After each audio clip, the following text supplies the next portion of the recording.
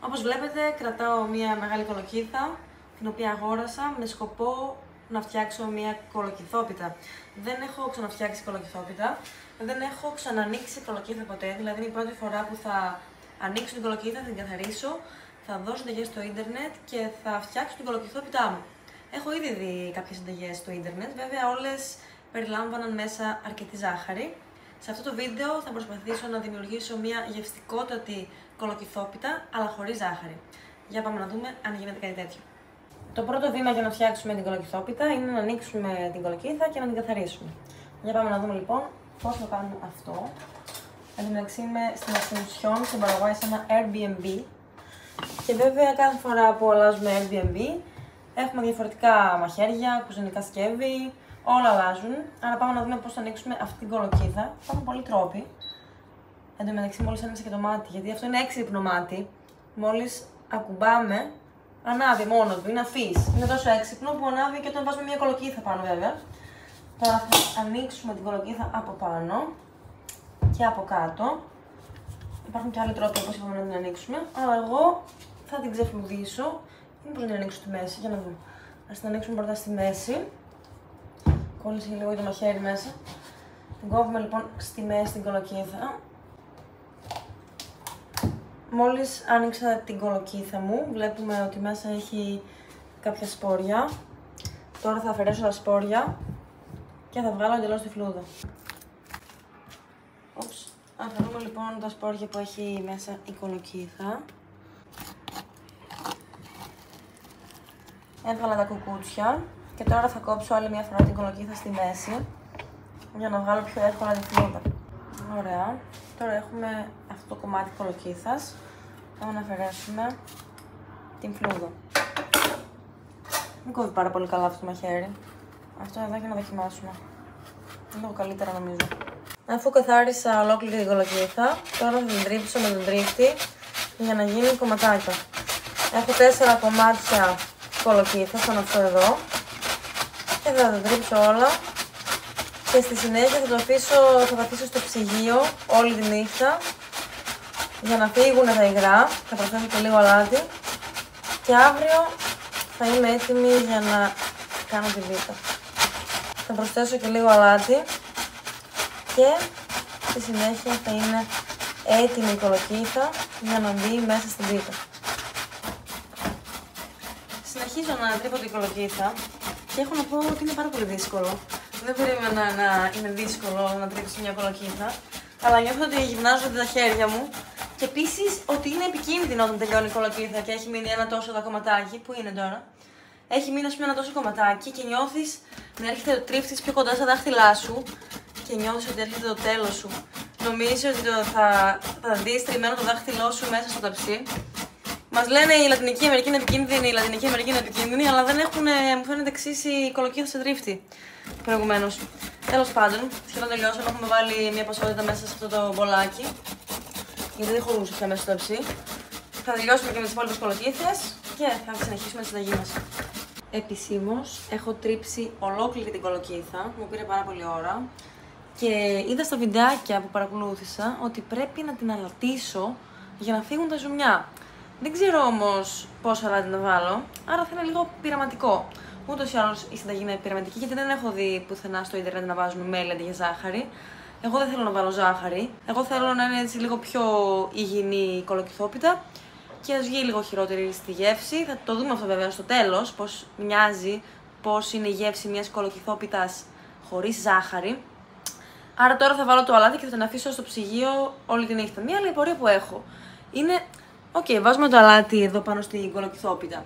Τα ζουμιά όμως, πού θα πάνε? Δεν θα είναι στο ίδιο ταψί. Άρα πώς ακριβώς θα φύγουνε? Όπως και να έχει, θα το δούμε αύριο.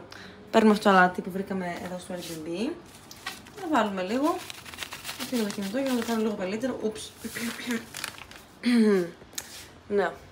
Λοιπόν, τώρα είμαστε έτοιμοι για το φύλλο της πίτας μας. Δεν έχω ζυγαριά, άρα θα κάνουμε στο μάτι, όπως και τα προηγούμενα δηλαδή. Ανοίγουμε το αλεύρι, το οποίο είναι 1 κιλό και εμείς θέλουμε να βάλουμε 750 γραμμάρια περίπου, το οποίο σημαίνει περίπου τα 3 τέταρτα. Ακριβώς τα 3 τέταρτα. Βάζουμε λοιπόν. Βάλαμε το μισό και παραπάνω. Συνεχίζουμε. Ωραία. Νομίζω ότι βάλαμε σχεδόν 3/4. Και επίσης πρέπει να προσθέσουμε κανονικά ξύδι που δεν έχουμε. Νερό.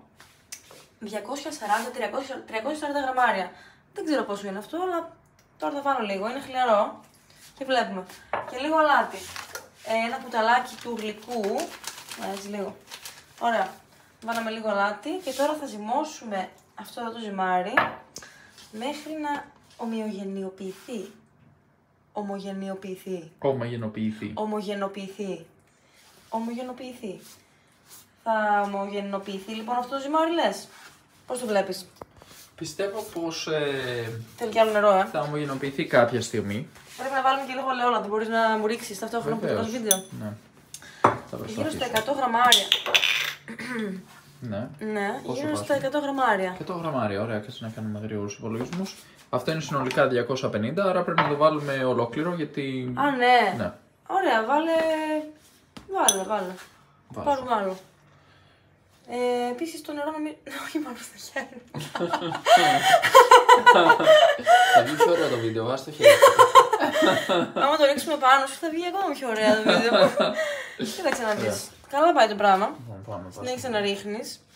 Και νομίζω ότι θα χρειαστούμε λίγο ακόμα νερό, γιατί δεν νομίζω ότι αυτό το ποτήρι ήταν 340 γραμμάρια, να σου πω την αλήθεια. Μπορούμε να φέρουμε λίγο νερό. Βεβαίως. Τέλεια. Τελικά τι θα το κάνουμε αυτό? Θα το βάλουμε, αλλά πάνε πρώτα να βάλει το βίντεο και πάνε να βάλει. Πολύ δύσκολο. Η δουλειά μου είναι πολύ δύσκολη. Τι κάνω πρώτα?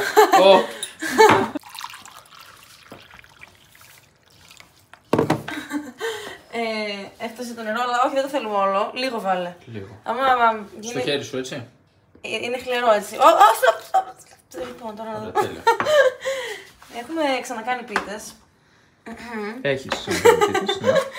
Αλλά όχι κολοκυθόπιτα. Αυτή θα είναι η πρώτη κολοκυθόπιτα. Ελπίζω να βγει ωραία. Βέβαια έχω να φτιάξω πίτα από το Ρίο ντε Τζανέιρο. Πόσα χρόνια δηλαδή?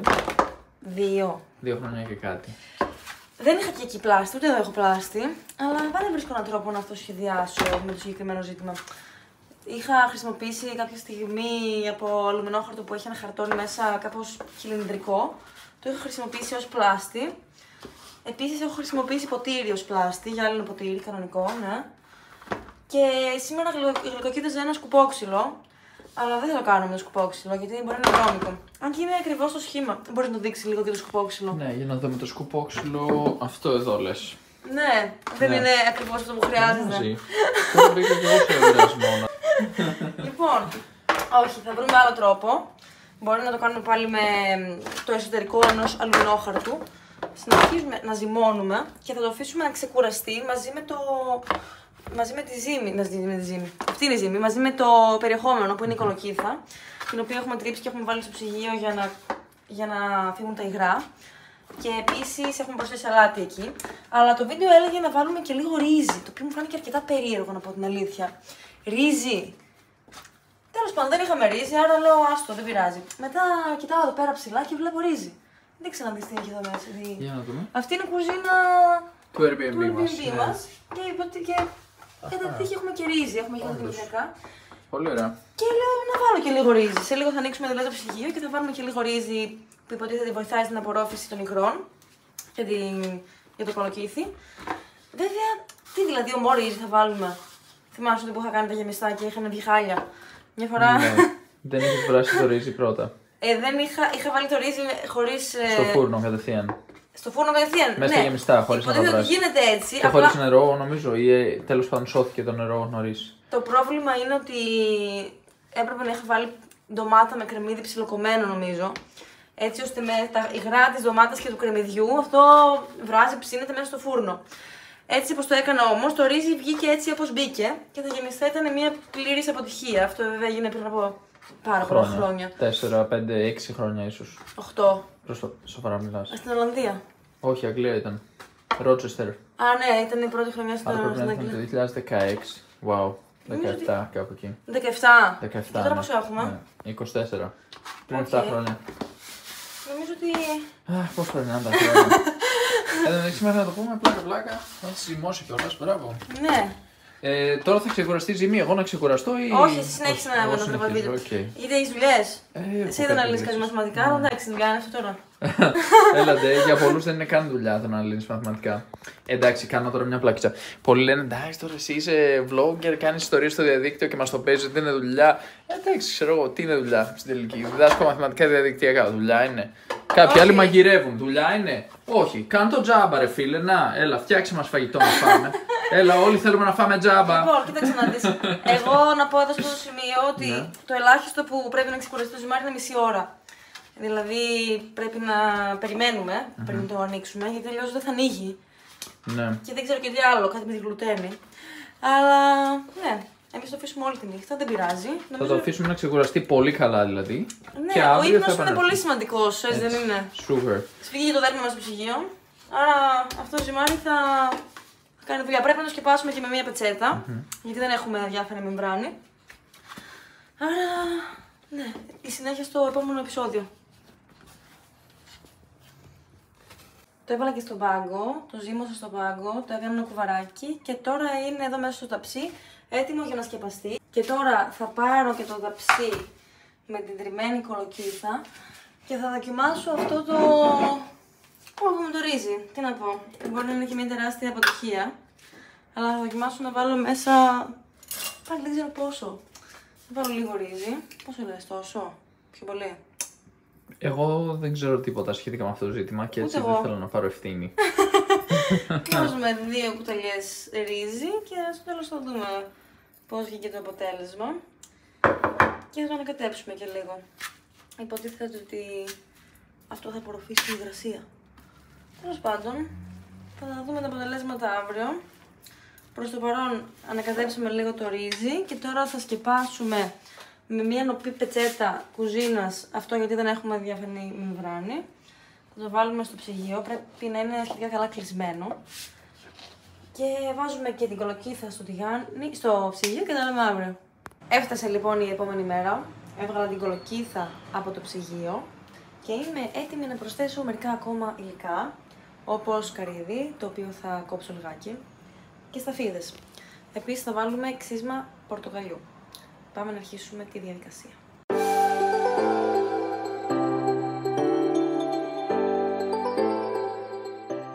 Πάμε λοιπόν να προσθέσουμε τις σταφίδες που κόψαμε ελάχιστα μέσα στην κολοκύθα.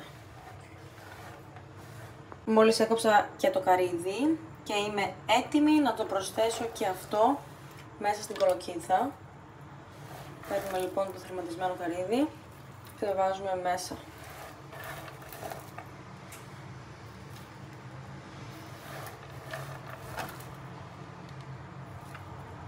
Πάμε να ανακατέψουμε την κολοκύθα, η οποία έχει μέσα ρύζι, σταφίδες, καρύδι, λίγο αλάτι. Η συνταγή χρειάζεται κανονικά είτε σιμιγδάλι, είτε τραχανά, είτε θρηματισμένη φρυγανιά, κάτι για να απορροφήσει περισσότερο την υγρασία. Εγώ κάπου είδα ότι μπορούμε να βάλουμε και βρώμη. Βρήκα βρώμη στο σπίτι, άρα θα προσθέσω και λίγη βρώμη μέσα στην κολοκύθα. Προσθέτουμε λοιπόν και λίγη βρώμη. Δεν ξέρω και πόση να βάλω. Αυτό είναι ένας αυτοσχεδιασμός.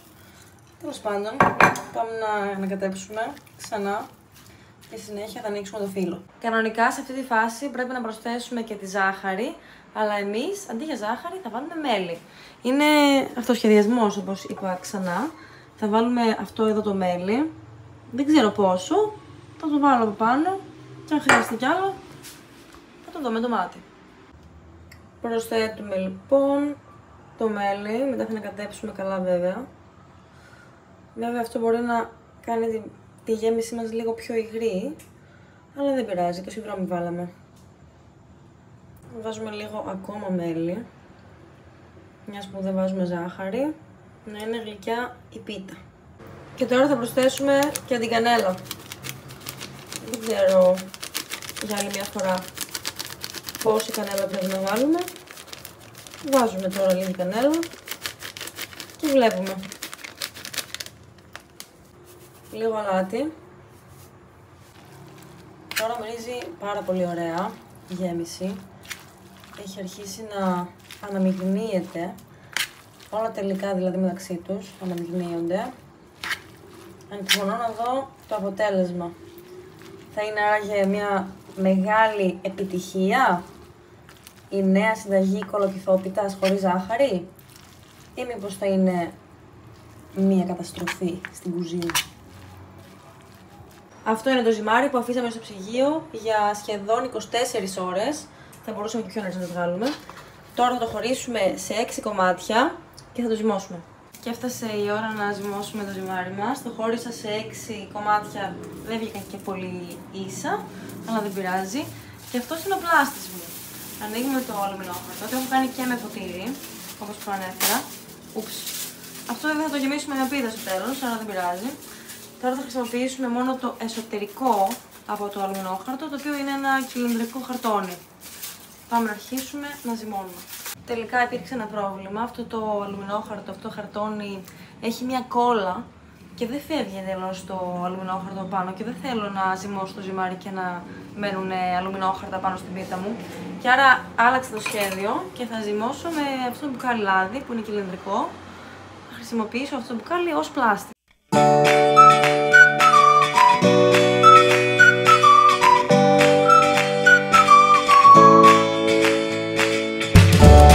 Άνοιξα το φύλλο, αλλά δυστυχώς μου τρύπησε το συγκεκριμένο, είναι το πρώτο. Θα φροντίσω τα επόμενα να μην μου τρυπήσουν. Και τώρα θα βάλω λάδι στο δαψί και στη συνέχεια θα τοποθετήσω το πρώτο φύλλο μέσα και θα συνεχίσω με τα υπόλοιπα.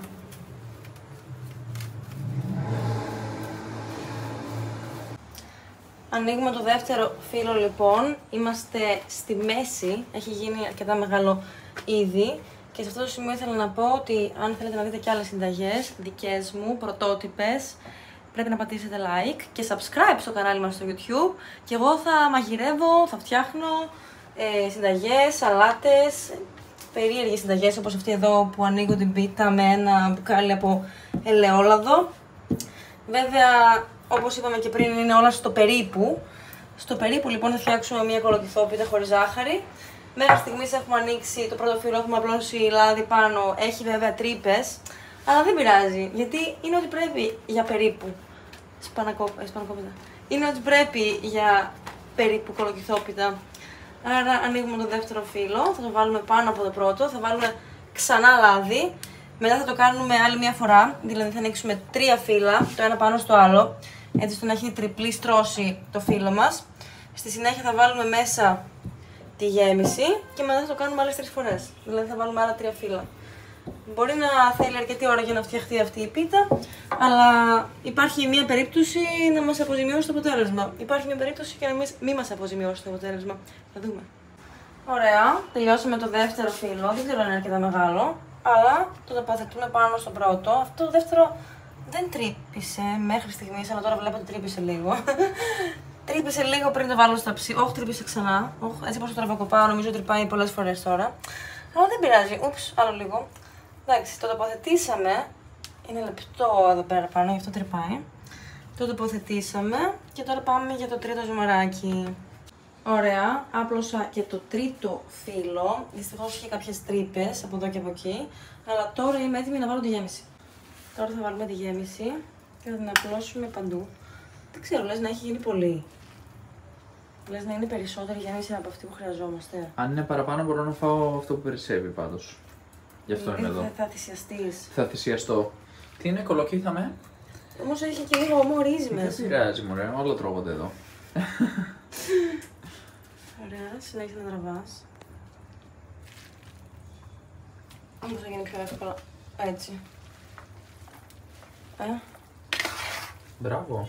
Εξελιγμένη τεχνική. Νομίζω ότι είναι πολύ. Ναι. Σαν να είναι πάρα πολύ. Δεν ξέρω καν πόσο πρέπει να είναι βασικά. Τι γνώμη έχεις?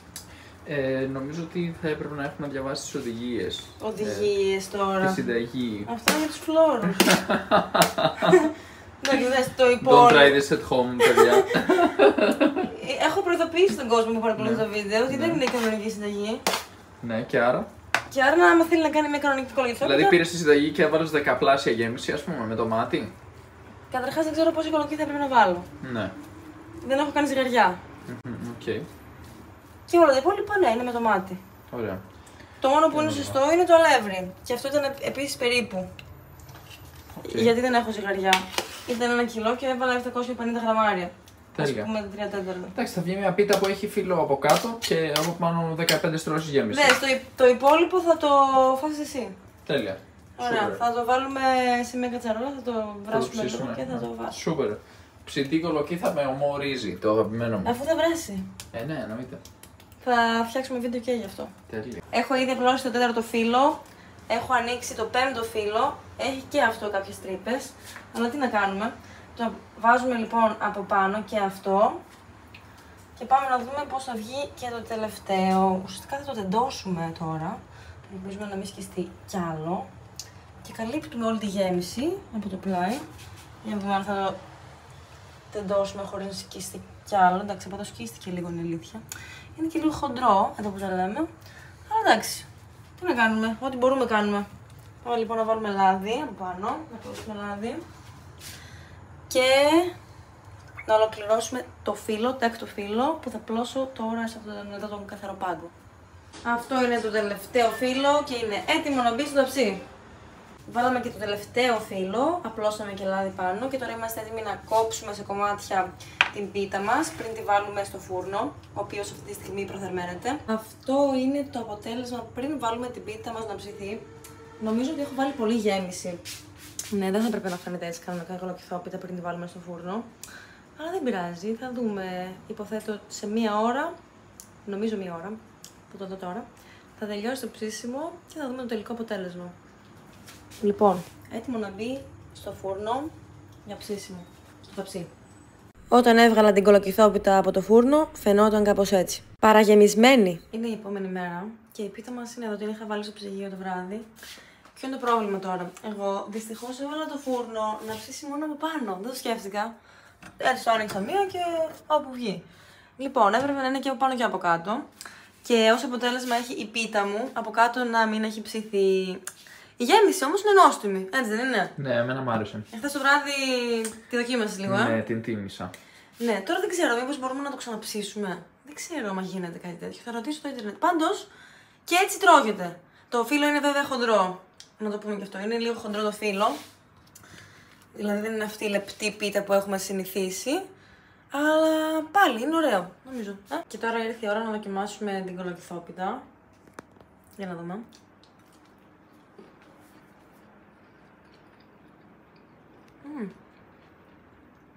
Πολύ νόστιμη είναι η άτιμη. Τέλειο είναι. Σειρά μου. Εσύ δοκίμασες και λιγάκι χθες, γιατί έκοψα μερικά κομμάτια, γιατί ξεχύλιζε η γέμιση από μέσα. Ξεχωρίζει η κανέλα στη γεύση πάντως. Πώς είναι το φύλλο, λίγο σκληρό, Καλό είναι. Μ' αρέσει.